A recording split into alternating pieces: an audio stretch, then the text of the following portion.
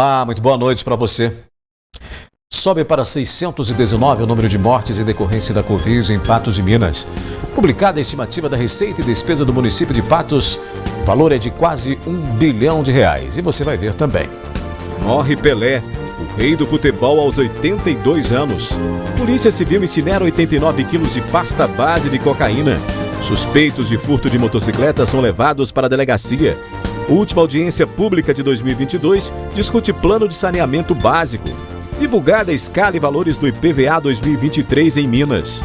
As novas regras do Pix e os cuidados para não cair em golpes. Tomate lidera o ranking de produtos mais vendidos na Ceasa Regional em 2022, com cerca de 2,5 milhões de quilos comercializados. Se isenção de impostos não for mantida, gasolina deve subir 69 centavos por litro a partir de janeiro. Mulher pede ajuda para conseguir cirurgia de amígdalas. 200 pessoas estão na fila para conseguir vaga em hospital público em Patos de Minas e região. O NTV News começa a partir de agora.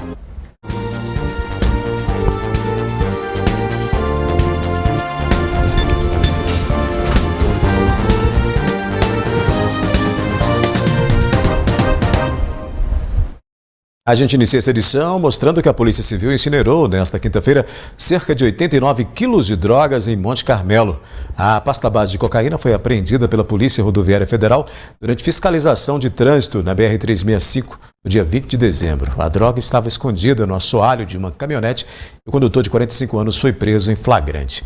A incineração foi realizada em uma cerâmica com a coordenação do delegado Edésio Justino dos Santos após autorização do Poder Judiciário. A Polícia Militar de Patos de Minas apreendeu motocicletas, réplica de arma de fogo e faca. Pelo menos 4 pessoas foram detidas. O que chama atenção nessa ocorrência é a idade de um dos envolvidos. É um menor de apenas 11 anos que foi detido juntamente de outros 2 rapazes de 14 e 16 anos, bem como a prisão de um maior de 18 anos. Tudo teve início quando a Polícia Militar recebeu uma denúncia de que alguns rapazes estariam agindo em atitude suspeita no bairro Alvorada. Um deles, inclusive, supostamente estaria portando uma arma de fogo. Os militares iniciaram os rastreamentos e encontraram primeiro o rapaz de 16 anos, que estava numa motocicleta Yamaha Factor de cor vermelha. A Polícia Militar abordou esse rapaz e constatou que ela havia sido furtada recentemente na rua Bernardes de Assis, no centro. O menor contou que teria utilizado uma chave Misha que foi encontrada nas imediações do shopping. Ele também revelou para os militares que estava junto de um rapaz de 18 anos, que reside no bairro Sebastião Amorim. A Polícia Militar então foi até o local, até essa residência desse rapaz, que confirmou toda a versão, entretanto disse que não encostou nesse veículo, nessa motocicleta. Simultaneamente a isso, a Polícia Militar também prendeu uma motocicleta Yamaha YBR, também de cor vermelha, que estava de posse de um menor de apenas 11 anos, que durante a abordagem tentou fugir do local. Além desses 3 rapazes de 11, 16 e 18, a polícia também conseguiu deter um adolescente de 14 anos. Em posse desses suspeitos, além das 2 motocicletas, também foi apreendida a réplica de uma garrucha e uma faca. Os 4 foram levados para a Delegacia de Polícia Civil para as demais providências. Em Rio Paranaíba, uma caminhonete capotou na MG 230. No veículo estavam a motorista e os seus 3 filhos. A condutora, de 32 anos, disse que seguia sentido Rio Paranaíba à Serra do Salitre quando acoplanou, saiu da pista e capotou. A motorista sofreu cortes em ambas as mãos e escoriações nas pernas. O filho de 10 anos teve um corte no lábio inferior e escoriação na cabeça. As outras 2 crianças não sofreram ferimentos. Eles foram socorridos por testemunhas até o pronto-socorro da cidade de Rio Paranaíba. Na sequência aos primeiros atendimentos, todos foram encaminhados para exames em um hospital particular na cidade de Patrocínio. Depois do intervalo aqui no News, a última audiência pública de 2022 discute o plano de saneamento básico e morre Pelé, o rei do futebol aos 82 anos.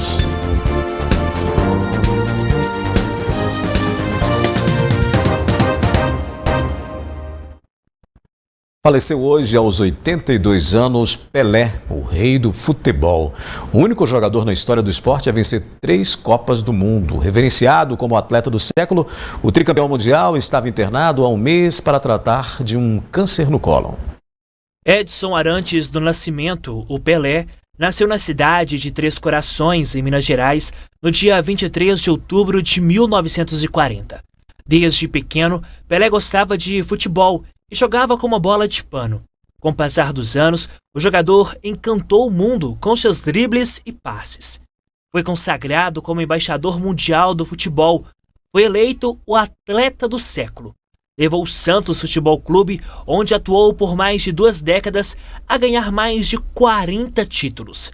Pelé foi artilheiro do Campeonato Paulista, ganhou o título 11 vezes, onde 9 foram consecutivas. Foi artilheiro da Taça Brasil, da Taça Libertadores e do torneio Rio-São Paulo. Fez sua estreia na seleção brasileira com apenas 17 anos incompletos, onde só se despediu em 1971. Jogou no New York Cosmos de 1975 a 1977. Foi ministro dos esportes entre os anos de 1995 e 1998. Em 2012, Pelé se submeteu a uma cirurgia nos quadris. Passou ainda por mais 2 cirurgias, uma em 2015 e outra em 2017. Com dificuldades para andar, passou a se locomover em uma cadeira de rodas. Em abril de 2019, Pelé foi internado em um hospital em Paris. Ao receber alta, o jogador retornou ao Brasil e foi internado no Hospital Albert Einstein, em São Paulo, com infecção urinária. Em 29 de novembro, o rei do futebol foi internado e o tratamento dos tumores já não respondia mais, onde então entrou em tratamento paliativo.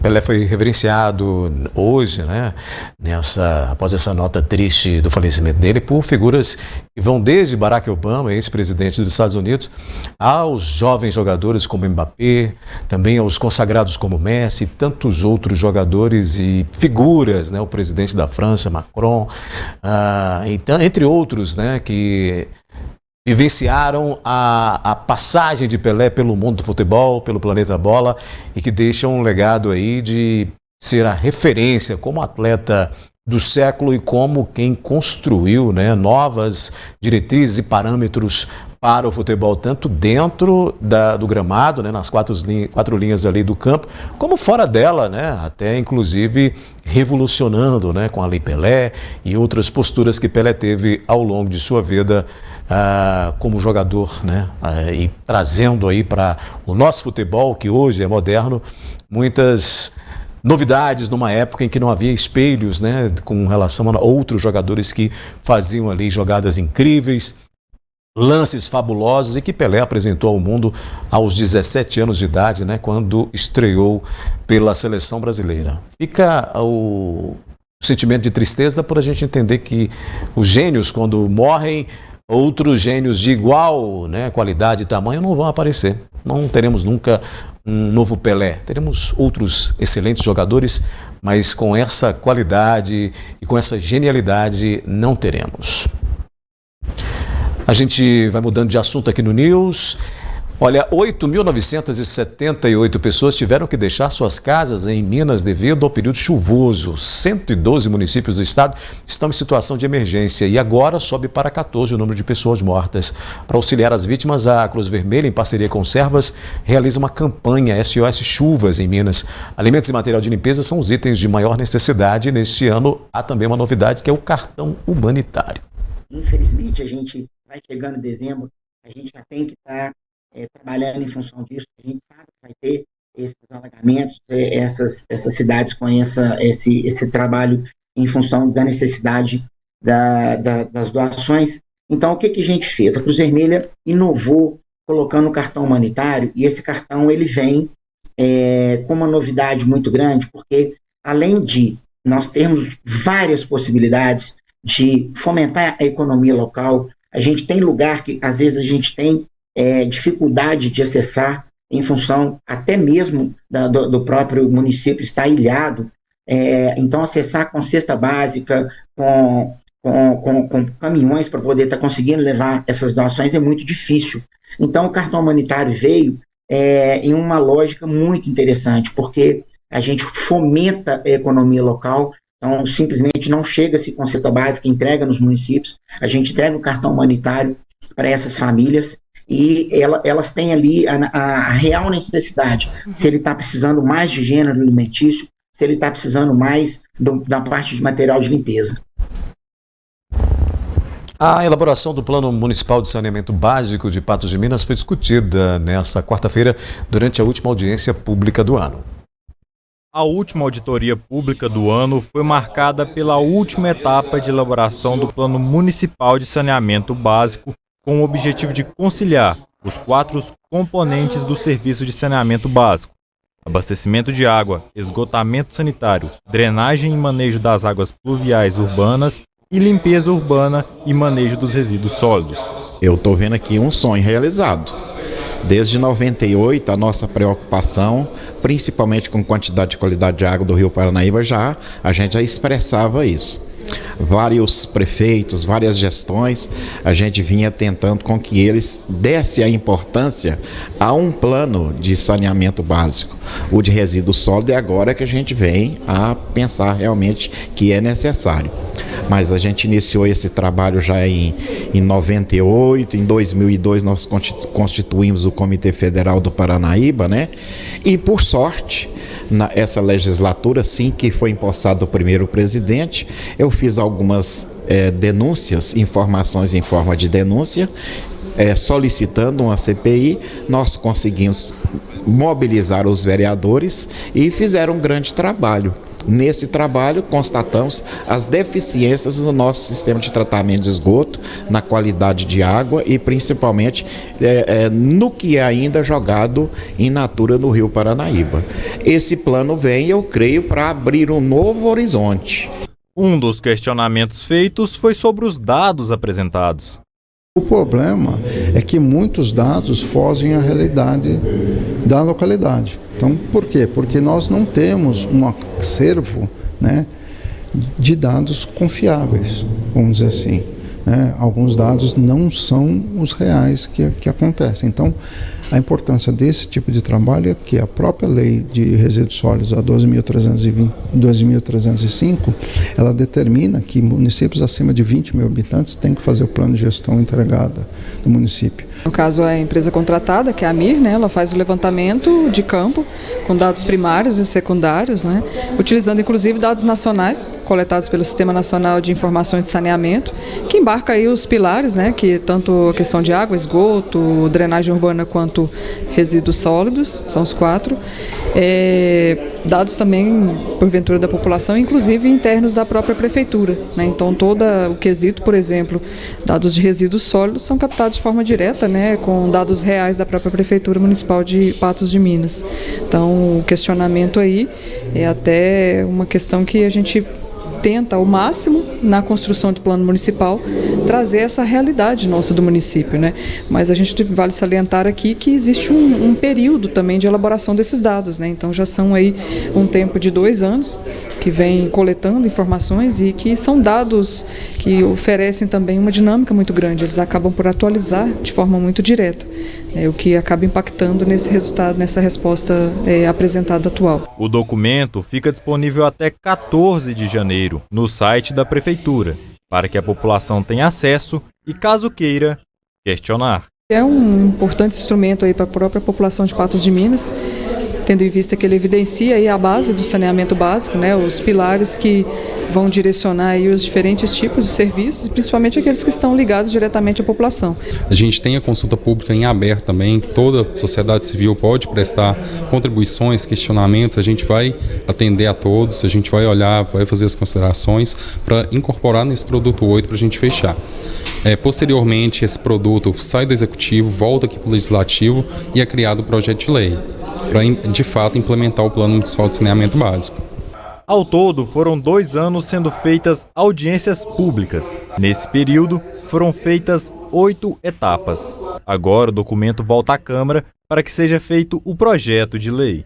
Esse plano, após ser aprovado pelo município, né, eu creio que o prefeito irá aprovar, porque houve um contrato de uma empresa para executar isso não é barato, né? Mas após a aprovação, colocar isso a serviço da população, só tem a ganhar. Daqui a pouco, divulgada a escala e valores do IPVA 2023 em Minas Gerais, as novas regras do Pix e os cuidados para não cair em golpes. E publicada a estimativa de receita e despesa do município de Patos de Minas. Valor de quase R$1 bilhão.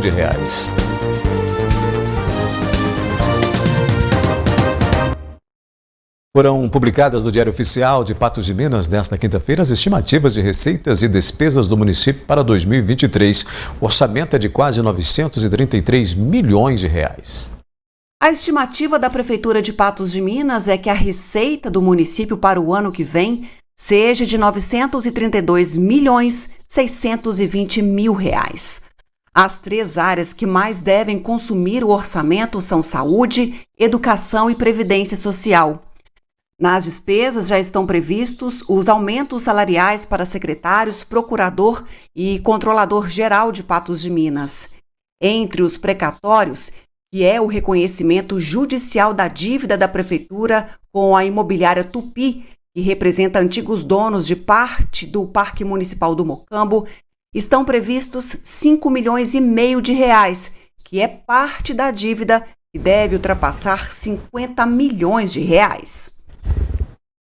O governo de Minas divulgou a escala de pagamento do IPVA 2023. O vencimento do imposto começa em 13 de março e poderá ser pago em parcela única ou dividida em 3 vezes. Na escala de pagamento do IPVA 2023, em Minas Gerais, os proprietários de veículos que preferirem dividir o imposto em 3 vezes, os vencimentos da primeira parcela ocorrem em março.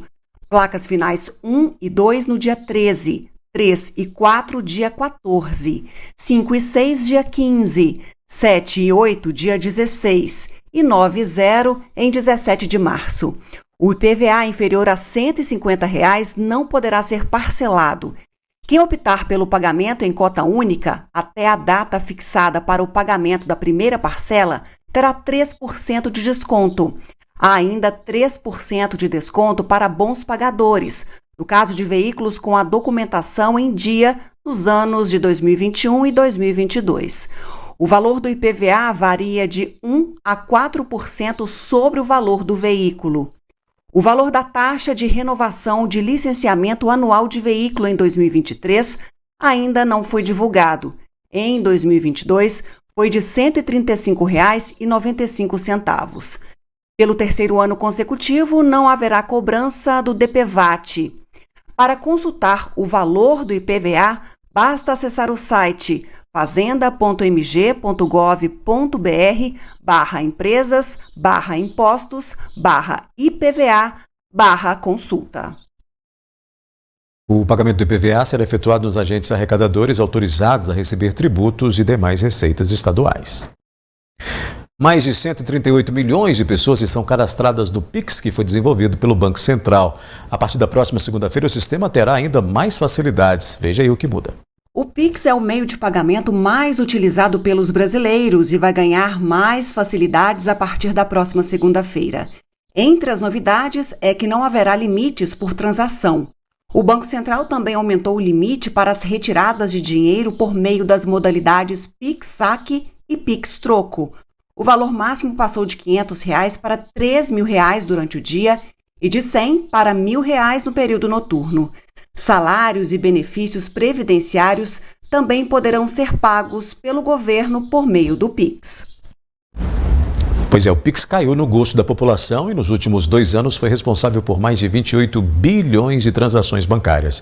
Mas a facilidade também traz riscos. Para que o serviço continue sendo um sucesso, é preciso atenção para não fornecer dados errados ou não cair em golpes. Para evitar que ocorram enganos nas transferências, a orientação é que o usuário do sistema confira todos os dados antes de finalizar a transação. Chaves Pix, muitas vezes, são cadastradas com o mesmo número de telefone, só que tem DDDs de cidades diferentes, por exemplo.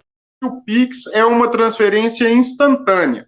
E aí cabe a quem está remetendo o dinheiro fazer a conferência das chaves Pix e se ela está pagando a pessoa que ela pretende pagar.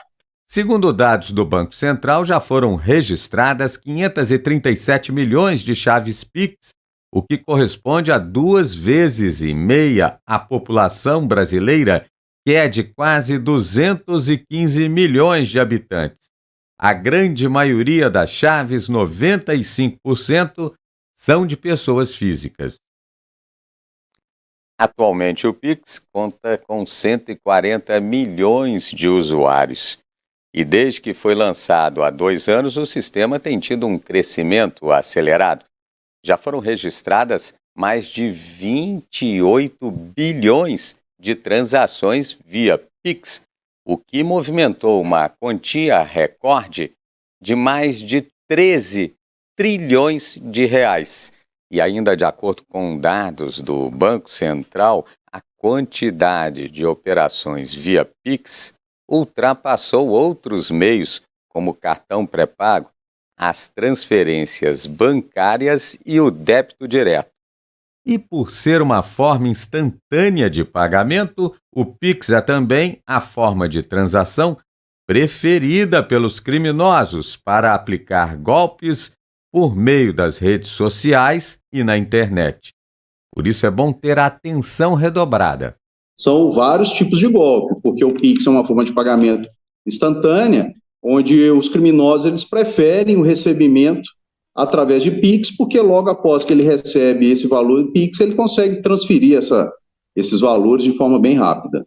No caso de quem fez um Pix por engano, a orientação da Polícia Civil é que imediatamente entre em contato com a instituição bancária para solicitar orientações de como proceder. Se não resolver, poderá fazer uma ocorrência policial. Receber um Pix por engano e não devolver a quantia é crime de apropriação indébita, de acordo com o Código Penal, alerta o especialista. Engana-se quem pensa que um Pix recebido por engano não precisa ser devolvido. A nossa lei penal ela estabelece que isso se trata de um crime. Então, aquele que recebe um Pix por engano, ele tem sim o dever de devolver essa quantia recebida. E qual que é a providência que alguém que recebe por engano um Pix, ela deve adotar?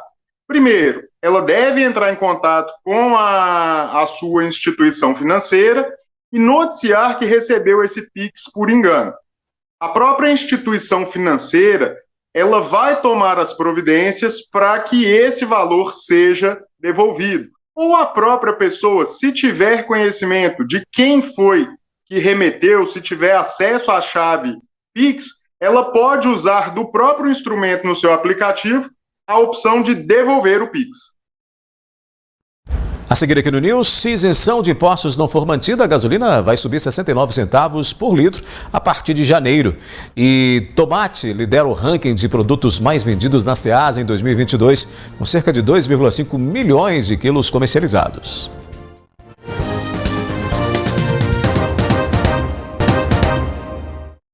A Ceasa Regional divulgou a lista de produtos mais vendidos durante este ano em Patos de Minas. O tomate lidera o ranking com cerca de 2,5 milhões de quilos comercializados. O ano de 2022 foi marcado por fortes chuvas que provocaram enchentes e estragos nas safras, que eventualmente influenciaram no valor dos produtos comercializados na Ceasa, Central de Abastecimento de Minas Gerais. Durante esse ano, um produto que surpreendeu bastante foi a abóbora cabotiá, que teve uma alta significativa. É um produto que normalmente tem um preço limitado, um preço mais baixo, e esse ano surpreendeu. Tomate também teve uma alta grande durante o ano, inclusive hoje o tomate está em alta. Pimentão e quiabo são os que tiveram uma diferença de preço maior durante o ano. Em Lagoa Formosa, o produtor rural Lázaro Rodrigues conta que se saiu bem com as safras de banana prata, maçã e marmelo. Esse ano que eu trabalhei mais, e ultimamente agora, com a banana marmelo, banana maçã e a prata, e também a abobrinha, vagem. Agora, vagem nesse período da seca foi muito difícil. Eu perdi coisa de umas 4 ou 5 moitas que eu perdi. Então complicou muito, porque aí falta para os fregueses da gente, né? Os clientes. E aí pegar mercadoria para inteirar fica muito difícil. E também a outra mercadoria que a gente ia pegar não atende em qualidade, em preço, entendeu? E se a safra não sair como esperado, o jeito é mudar os planos e diversificar, como fez o produtor rural de Varjão de Minas, Cleidmar Silveira. Esse ano de 2022, o abacaxi fechou no vermelho, né? E por ele estar fechando no vermelho, eu estou diversificando a área da fruticultura. Hoje eu vou produzir manga, vou produzir goiaba, vou produzir pitaia, vou estar produzindo mamão também, porque o abacaxi hoje não fecha a conta. Até o mês de novembro, o ranking de produtos mais comercializados foi liderado pelo tomate, com 2,5 milhões de quilos, seguido pela banana prata com 1,8 milhão de quilos, laranja, pera e melancia ficaram empatados com 1,2 milhão de quilos, e por fim, o abacaxi com 1 milhão de quilos vendidos na Ceasa. O que influencia o preço é a produtividade. Se tem muita quantidade do produto, o preço vai diminuir. Se tem pouca quantidade, o preço vai aumentar. E o que influencia isso é o clima. Época de muita chuva é mais complicado para o produtor controlar a umidade na lavoura, e então ele vai diminuir a produtividade. Época de seca, que é considerado mais difícil para muitos produtores, para quem produz hortaliça é um melhor momento, porque ele controla a umidade. Normalmente todos têm irrigação, então ele vai controlar a produtividade, vai ter um aumento dessa produtividade, diminuindo assim o preço para o consumidor. 2023 poderá começar pesando no bolso com a gasolina e o diesel mais caros. Isso vai depender se o novo governo irá ou não prorrogar a isenção de tributos federais. O caminhoneiro Guilherme Ferreira teme sentir os impactos no valor do litro do diesel. Como ele roda bastante, esse aumento deve ser considerável na conta final. Geralmente a gente tem 2 tanques, dá para fazer a rota inteira, sempre abastece aqui no pit stop. E somos reféns, né? Fazer o quê? O governante que o pessoal escolheu e vão pagar, né? Aqui cada abastecimento média de 1.300 vezes 4, vai dar 5.200, né? Deve esperar uns 6.000, né? Repassa tudo pro consumidor final, né? Infelizmente. Essa defensora pública usa o carro para fazer quase tudo, de ir para o trabalho a buscar os filhos na escola. No final do mês, a conta também deve fechar pesada. Eu acho que todo aumento impacta na vida do cidadão, né? Todo aumento complica a vida. Já está tudo tão caro, né? Está tudo tão difícil. Ainda vai impactar na alimentação, né? Nos transportes. Impacta na vida de todo mundo. Até para quem utiliza a moto no dia a dia, teme pelo novo aumento. Vai ser péssimo, né? Mesmo para quem tem moto? Mesmo para quem tem moto, né? Eu não utilizo só a moto. O dia que tá chovendo, eu vou de carro. Entendeu? Então, vai ser péssimo esse aumento aí. Vai aumentar quantos por cento? Cerca de 70 centavos no valor da gasolina. Não é tão lá alto, mas também de 70 em 70 vai ter uma diferença, né? De bago em bago, como diz o outro, a galinha chupapo, né? E assim, a gasolina também aumentando desse jeito. O medo dos consumidores é com um possível aumento no preço da gasolina em janeiro de pelo menos 69 centavos por litro. Isso se a isenção dos impostos federais sobre os combustíveis que termina em 31 de dezembro não for prorrogado. Em abril deste ano, o governo federal suspendeu a incidência do PIS/COFINS e da contribuição sobre domínio econômico CID sobre gasolina, óleo diesel, etanol e gás de cozinha, com o objetivo de manter um preço agradável para todos os consumidores. Para muitos, a medida adotada soou como a campanha para a reeleição do presidente Jair Bolsonaro. Essa concorrência a gente já está tendo ela, né? Assim que a Minas Petro, na realidade, já tem uma semana que a Minas Petro já veio avisar. Já avisou que ia ter essa alta. E todo mundo já está sabendo, né, que no último dia do ano o imposto vai voltar, né? O PIS/COFINS agora, PIS/COFINS e a CID, dia 1º de janeiro já está de volta. Aí a estimativa é que vai subir 15% na gasolina, 8,5% no diesel e 6,2% no álcool. Gasolina 77 centavos. Se tiver alguma alta acumulada de março para cá, pode ser que venha junto com esse aumento, com esses 77 centavos. O diesel a mesma coisa e o etanol também. Aí vai ficar difícil, viu? Complicado. A expectativa no começo era de que a isenção fosse prorrogada, mas nesta terça-feira, o futuro ministro da Fazenda, Fernando Haddad, solicitou ao atual ministro da Economia, Paulo Guedes, que não tomasse nenhuma medida nesse sentido. O futuro ministro da Fazenda vai decidir em janeiro, com a nova diretoria da Petrobras e o presidente Lula, uma política para o setor. A estratégia de Bolsonaro na isenção dos combustíveis é uma das preocupações do governo Lula. já que a manutenção do corte de impostos federais impactaria nos cofres da União em 52,9 bilhões no próximo ano. Haddad ainda não disse como vai ser a nova política de preços para a gasolina e demais combustíveis. Nesse posto de combustíveis, o gerente explica que, diante do diesel, um dos combustíveis mais vendidos nas bombas, a reclamação já começou. A gente baixou na bomba, porque é um posto que tem uma qualidade, tem uma tradição na cidade, e a gente sabe que o óleo diesel mais é para trabalhar mesmo. Aí tem... O forte do posto é a gasolina e etanol, mas o diesel a gente está tentando mantê-la com a margem menor, que é mais para trabalhar, né? A retomada dos tributos pode impactar no valor da gasolina, e vai acontecer. Em Patos de Minas, uma verdadeira correria para que as pessoas possam pegar o preço ainda vigente, já que a expectativa é que depois da virada de ano, todos os combustíveis devem aumentar de preço. Os empresários, donos de postos de combustíveis, tentam comprar um grande estoque, negociar o produto para que tenha um pouco de fôlego e consiga manter o preço do produto nas bombas. Nenhum dono de posto hoje tem folga, tem capital de giro para encorpar no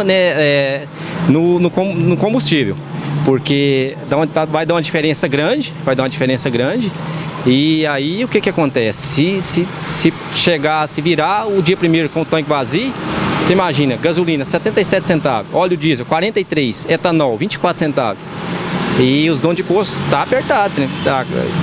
As margens tá baixa mesmo, não tem como não. E aqui já comprou? Já comprou, o tanque tá cheio. Amanhã o caminhão vai voltar de novo para virar o final de semana até mesmo com o caminhão cheio, porque não pode deixar virar não, tá muito, a diferença de preço é muito. Em instantes, sobe para 619 o número de mortes em decorrência da Covid em Patos de Minas. Você vai ver que jovem pede ajuda para conseguir cirurgia de amígdalas e 200 pessoas estão na fila para conseguir vaga em hospital público em Patos de Minas e região. Subiu para 619 o número de mortes em decorrência da Covid-19 em Patos de Minas. A vítima, um homem de 68 anos, faleceu no dia 22 de dezembro. As informações constam no painel coronavírus que está na sua tela e, de acordo com o levantamento, os casos ativos na janela de transmissão são 269. Apenas 3 patenses estão internados, 2 em leitos clínicos e 1 em UTI. Desde o início da pandemia, 39.081 pessoas foram infectadas pelo coronavírus em Patos de Minas. Os casos tratados somam 38.190. Agora, mais um apelo em busca de ajuda para conseguir realizar tratamento médico em Patos de Minas. Uma jovem que sofre com amigdalite tenta custear a cirurgia de remoção. A jovem de 20 anos, Kalinka dos Anjos, está sofrendo dores devido a uma infecção nas amígdalas desde o fim do mês de novembro. Eu comecei a sentir muitas dores na garganta, comecei a dar febre, aí eu fui lá para a UPA. Aí eles pegaram, passaram medicação, passaram uma Bezentacil e me mandaram embora para casa. Só que 3 dias depois eu piorei. As amígdalas inflamou muito, inchou, e eu não conseguia nem falar, não conseguia respirar direito, não conseguia comer. Aí eles pegaram e me internaram na UPA. Na ocasião, o marido Paulo Henrique procurou pela reportagem da NTV relatando sobre a urgência da necessidade cirúrgica de Kalinka. Se for lá dentro agora do hospital, vocês vão ver minha mulher lá, ó, revirando em cima da cama lá, de dor. E ela tá até com anemia. Ela não consegue nem ficar de pé direito, não consegue comer nada, não consegue falar e custa respirar. E ela tá tendo crise de ansiedade por conta de tanto remédio que ela tá tomando. E não faz nada, não agenda uma cirurgia, não faz nada, nem drenagem. Se fazer essa drenagem, às vezes podia até resolver. Tudo, só a consulta da cirurgia, só para ele avaliar, é 350 no hospital. E o procedimento? O procedimento que eles falaram que o médico ela tem que chegar lá, o médico avaliar ela e olhar, ver se vai precisar só fazer a drenagem ou se vai precisar fazer cirurgia. Se for só a drenagem, depende, o médico cobra 8 mil, agora depende do médico, é mais. Só que aí foi agravando, aí pegou e começaram com tratamento com antibiótico. Aí peguei e fui transferida para Santa Casa, aí lá passou uma semana eu recebi alta. Alta melhorada, só que não melhorou 100%. Ainda tem muitas complicações, as amígdalas elas incham, Minha garganta dói muito, tem hora que eu não consigo falar, não consigo respirar direito. Tá sendo muito complicado. Ela agora aguarda pela cirurgia de remoção das amígdalas na fila do SUS. Porque não pode deixar a infecção ficar voltando, porque eu não posso mais tomar antibiótico. A bactéria vai criar resistência. Aí, no caso, se eu continuar passando mal, é anti-inflamatório. Estão tentando conter com anti-inflamatório. Se a infecção, se tomar antibiótico, a bactéria vai ficar resistente. E não vai ter como combater com antibiótico mais. Para custear a cirurgia pela rede privada, o valor é de R$ 10.793, quantia da qual Kalinka e familiares não dispõem no momento. Interessados em colaborar podem efetuar doações. O Pix é 34 99763 1129. Aí qualquer valor, não importa, a gente está aceitando a ajuda de coração. Por falar no assunto, 200 pessoas estão na fila para conseguir uma vaga em hospital público para seguir com tratamento de urgência e emergência em Patos de Minas e em cidades próximas pelo SUS Fácil. Tem gente desde julho que não consegue autorização. O nosso jornalismo tem acompanhado a angústia de muitas dessas pessoas que veem o estado de saúde se agravar porque necessitam de atendimento rápido, mas não conseguem resolver a situação, que também tem sido acompanhada pelo Conselho Estadual e Municipal de Saúde. Por semana, dezenas de pedidos de socorro são atendidos pelo jornalismo da NTV. É através da mídia que muitas pessoas encontram uma luz no fim do túnel para conseguir um procedimento médico pelo Sistema Único de Saúde, o SUS. São pedidos de cirurgias, exames, acompanhamento médico especializado, transferências e até mesmo por remédio que falta na rede pública. No dia 28 de novembro deste ano, a nossa reportagem ouviu o pedido de ajuda da Kalinka, que precisava fazer uma cirurgia nas amígdalas, com urgência. Ela estava internada na UPA 2 dias antes de saber que iria ser operada. Porém, ao chegar no Hospital Regional de Patos de Minas, houve negativa de atendimento. A jovem voltou para a UPA, recebeu atendimentos paliativos e foi embora para casa. Um mês depois, Kalinka voltou a procurar nosso jornalismo, com o mesmo pedido de ajuda. Ela ainda não tinha sido operada, sem esperanças de realizar a cirurgia pela rede pública. A jovem pede doações para custear o procedimento de retirada das amígdalas, que pode ultrapassar os R$10 mil. Porque não pode deixar a infecção ficar voltando, porque eu não posso mais tomar antibiótico. A bactéria vai criar resistência. Aí, no caso, se eu continuar passando mal, é anti-inflamatório. Estão tentando conter com anti-inflamatório. Se a infecção, se tomar antibiótico, a bactéria vai ficar resistente. E não vai ter como combater com antibiótico mais. A Kalinka não é a única que sofre com a espera de uma cirurgia. O José João, de 80 anos, sofria com dores devido a um edema na virilha que se espalhava pelas nádegas. O procedimento saiu com a ajuda da NTV e uma associação que ajuda pessoas que sofrem com câncer de Presidente Olegário. Depois de 3 meses, o tratamento só saiu em Barretos, no Hospital do Amor. Após o procedimento feito, a família relatou que a prefeitura entrou em contato para marcar o tratamento para o ano que vem. A Maria José realizou uma perionoplastia, que é um procedimento voltado para a correção do períneo, que é uma região de tecido que corresponde à base do púbis. Mas o procedimento não teria dado certo da primeira vez. Ela relata que os profissionais de saúde chegaram a esquecer uma gaze dentro dela. Hoje, ela pede ajuda para realizar outro procedimento. E a Glauciene, que sofre com miomas há 5 anos, teve a cirurgia negada 2 vezes. Ela e milhares de brasileiros sofrem com a espera longa, marcada por dores, angústia e revolta. De acordo com o Conselheiro Estadual de Saúde, o Estado tem feito pouco caso para atender famílias que não têm condições de pagar por um procedimento médico. O governo precisa de entender que saúde é a função dele. Ele precisa de aplicar o que precisa, o que manda a Constituição, a Emenda Constitucional 29. Ele precisa de colocar esse dinheiro nos municípios. O governo do estado está sufocando os municípios, e isso não é de hoje, não é só esse governo, sufocando os municípios porque não repassa o valor que manda a Constituição.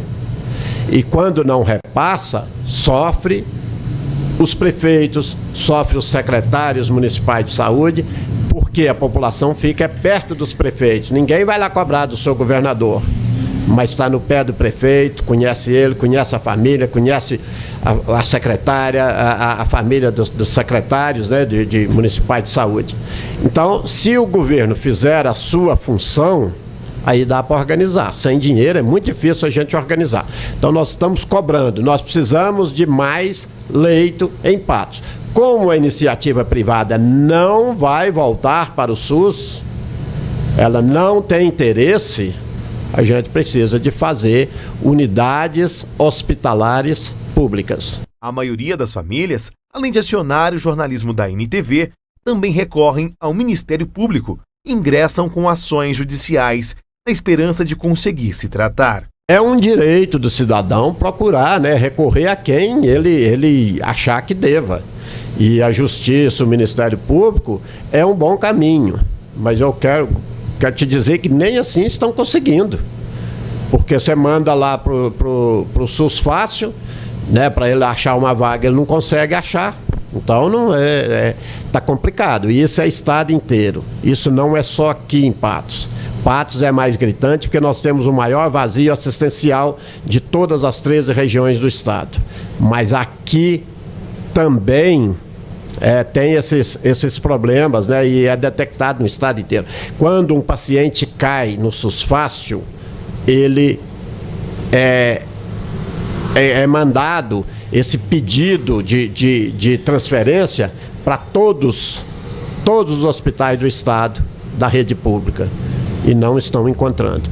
Mas é um direito, tem que procurar sim, tem que acionar imprensa, tem que acionar Ministério Público, Justiça, né, Defensoria Pública, Ouvidoria do SUS, a pessoa tem que gritar, porque se não gritar, o dinheiro vai sair para o outro lado e o cidadão vai ficar com a sua saúde prejudicada. A fila do SUS é gigante, teve aumento após o período mais crítico da pandemia, que impediu que 1 milhão de cirurgias eletivas fossem realizadas. Ainda de acordo com o Conselheiro Estadual de Saúde, faltam médicos capacitados e o interesse do governo para sanar o problema. Essas situações assistenciais do momento, nós precisamos de conversar com a gestão, porque faltam pediatra constantemente, faltam neurocirurgiões, está faltando agora anestesista. Então nós precisamos que o governo sinalize isso. O valor que ele quer pagar desses pacientes, desses profissionais, é muito baixo. E não adianta achar que vai fazer saúde com esse salário, com esse vínculo empregatício que o Estado tem com cada hospital. Sabe? É muito, muito complicado isso. Ele precisa de rever isso, ele precisa de conversar. Enquanto isso, a fila é imensa, né? E é imensa também a agonia de quem aguarda por um atendimento médico. O NTV News fica por aqui, volta amanhã às 19 horas.